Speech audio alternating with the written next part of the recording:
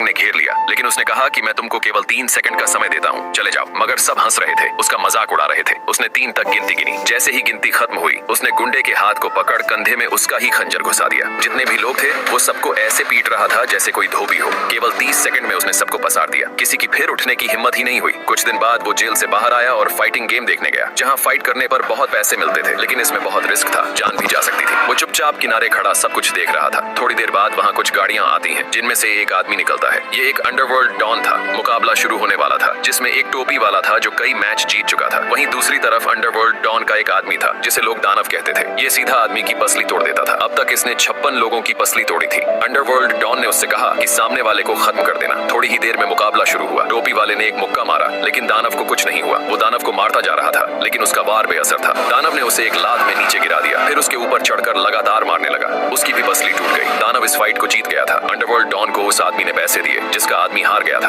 आदमी टेंशन में कार के अंदर बैठा, तभी पीछे वाली सीट पर वही आदमी दिखा जो जेल से छूटा था। उसने कहा कि मुझे भी फाइट करनी है और मैं जीत गया तो 60% मैं रखूंगा। लेकिन फाइट कराने वाले ने कहा, ये कोई बच्चों की फाइट नहीं है और वैसे भी तुमको कोई एक मुक्के में नीचे गिरा देगा। लेकिन कैदी ने उसे पैसों का लालच दिया, जिस वजह से वो मान गया। आदमी कैदी को अंडरवर्ल्ड डॉन के पास लेकर गया कि वो दानव से लड़ेगा, लेकिन डॉन ने उसका मजाक उड़ाया और कहा कि पहले छोटे फाइटर से लड़ लो, तुम्हारे बस का नहीं है। इतनी बेइज्जती के बाद भी कैदी चुप रहा। फिर उसने पहले मुकाबले में हिस्सा लिया, जिससे मुकाबला होने वाला था। वो बहुत ताकतवर था, लेकिन कैदी ने उसकी कमजोरी पहचान ली। जब मुकाबला शुरू हुआ तो गुस्से से सामने वाले ने हमला किया, पर कैदी ने एक लात उसकी गोटी पर मारी, फिर उछलकर मुंह पर एक बार में मारा। कैदी फाइट को जीत गया। फाइट करवाने वाला बहुत खुश हुआ। फिर कैदी ने दूसरी फाइट में हिस्सा लिया। इस बार भी ताकतवर फाइटर से सामना हुआ, लेकिन कैदी ने पहचान लिया कि एक मुक्के में इसकी कहानी खत्म है, और वही हुआ। उसने घूमकर एक मुक्का मारा। एक ही मुक्के में वो ढेर हो गया। सभी लोग बहुत हैरान थे। इस तरह कैदी हर बार छोटे मुकाबले जीतता रहा। आखिरकार वो दिन भी आ गया। फाइट करवाने वाला डॉन के सामने था। उसने डॉन को चैलेंज किया और बहुत मोटा पैसा दांव पर लगाया। सामने दानव था,